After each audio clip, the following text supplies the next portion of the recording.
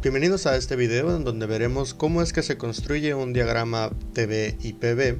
En estos diagramas se puede observar cómo una sustancia pura atraviesa los 5 diferentes subestados cuando cambia de estado líquido a vapor. Esos estados son líquido comprimido, líquido saturado, posteriormente mezcla líquido-vapor saturado, para después convertirse solamente en vapor saturado y por último en vapor sobrecalentado. Hay que notar que para cada uno de esos cambios se necesita energía, se necesita que se le transfiera calor. Así como para poder pasar de un líquido comprimido a un líquido saturado se necesita energía, para poder hacer el proceso inverso se necesita retirar energía. Si se tiene un vapor sobrecalentado y se quisiera pasarlo a un vapor saturado, se necesita que haya una salida de calor para que éste pueda empezar a condensarse. Pasar de un vapor sobrecalentado a posteriormente un vapor saturado, a posterior una mezcla y así sucesivamente. Una vez que conocemos estos subestados, es necesario que podamos representar en un diagrama cómo es que la energía va a tener efectos sobre las propiedades de la sustancia. Y para esto utilizamos los diagramas TVs y PVs. Si nosotros tomáramos una gráfica o un diagrama TV, es decir, un diagrama en donde podamos ver cómo se comporta la temperatura con respecto al volumen específico, pudiéramos ver cómo cuando una sustancia empieza en un subestado de líquido comprimido y comienza a elevarse su temperatura, se empieza a recibir energía, su temperatura sube, tenemos una temperatura inicial hasta llegar a una temperatura 2 en este punto, en donde tenemos un cambio sí de su volumen específico y un cambio de su temperatura. Cuando una sustancia se encuentra primeramente a una temperatura baja, una temperatura de 20 grados centígrados, que era el ejemplo que habíamos mencionado anteriormente, en este punto y hasta el momento en que está a punto de comenzar a evaporarse, cuando llega a los 100 grados centígrados, toda esta línea se conoce como una línea de líquido comprimido. Una vez que llegamos a este punto, exactamente en el punto 2, esta sería el punto de líquido saturado.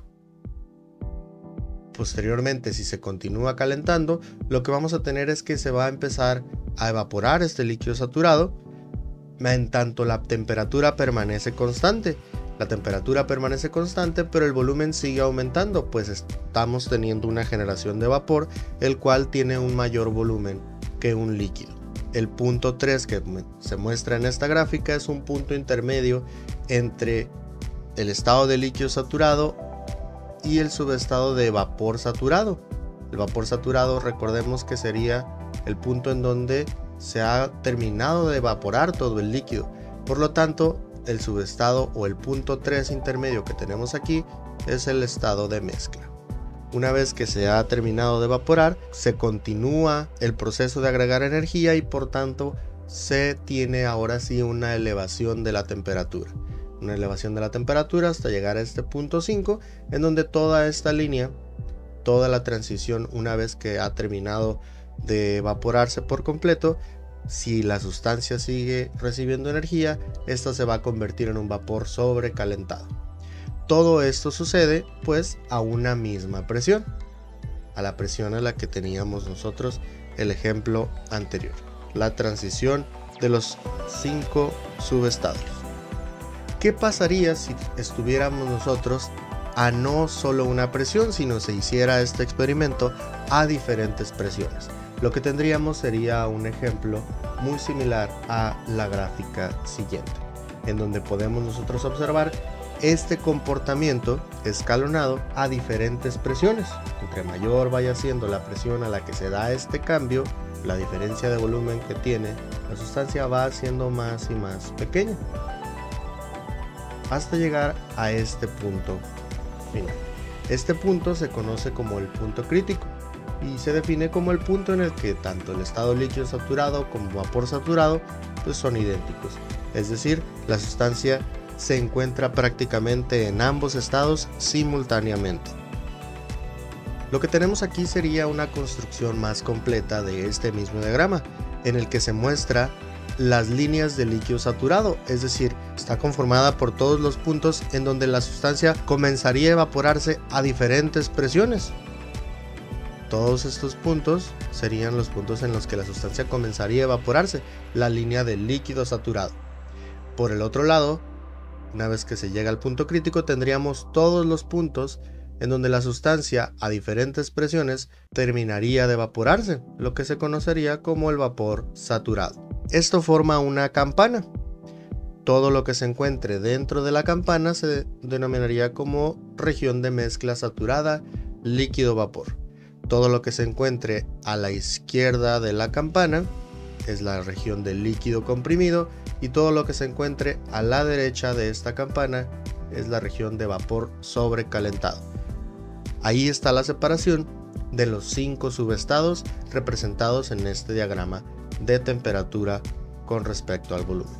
El cambio de fase de una sustancia pura también puede ser representado por medio de un diagrama PV, el cual tiene en el eje Y la presión y en el eje X el volumen específico, y se podrá notar cómo la estructura del diagrama es muy similar. También se cuenta una campana con las diferentes transiciones de líquido y vapor saturado y las mismas regiones. La diferencia está en que en el diagrama TV se tienen líneas a presión constante y en el diagrama PV se tienen líneas a temperatura constante. Las líneas superiores son a mayor temperatura y las líneas inferiores son a menor temperatura, pero el cambio se da de manera muy similar. Si bien los diagramas pueden describir el comportamiento de la temperatura y la presión con respecto al volumen específico, estos diagramas también pueden ser utilizados para describir otras propiedades durante el cambio de estado de una sustancia. Estas propiedades pueden ser la energía interna, la entalpía y la entropía. La energía interna es la energía que tienen todas las sustancias debido a la energía cinética y potencial que tienen las moléculas y los átomos de las cuales están formados. Todas las sustancias están formadas por átomos y estos átomos siempre se están moviendo. Entre más se estén moviendo, se tiene más energía interna. Se puede decir que la temperatura entonces es un indicio de la energía interna que tiene una sustancia. Entre más energía interna tiene la sustancia, más movimiento tienen sus átomos y por tanto su temperatura es mayor. Pero una sustancia no solamente cuenta con esa forma de energía. Una sustancia en su totalidad se dice que su energía está dada por la entalpía. La entalpía es una propiedad compuesta.